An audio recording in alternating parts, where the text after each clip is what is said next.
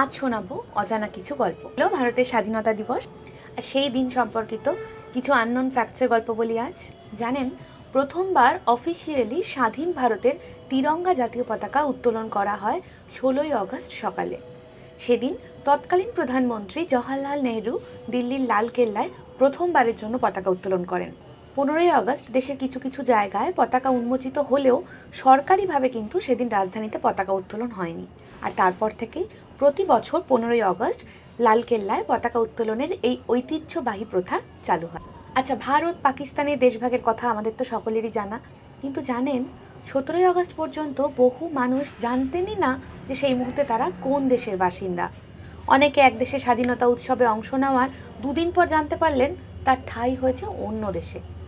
আসলে Radcliffe line অর্থাৎ যে বর্ডার লাইন তৈরি করা হয়েছিল তা আগে তৈরি হয়ে গেলেও সাধারণ মানুষকে জানানো হয় 1947 সালের 17ই আগস্ট। তার আগে পর্যন্ত সেই সিদ্ধান্ত গোপন রাখা হয়েছিল যাতে স্বাধীনতা উদযাপনের সময় দাঙ্গা না ছড়ায়।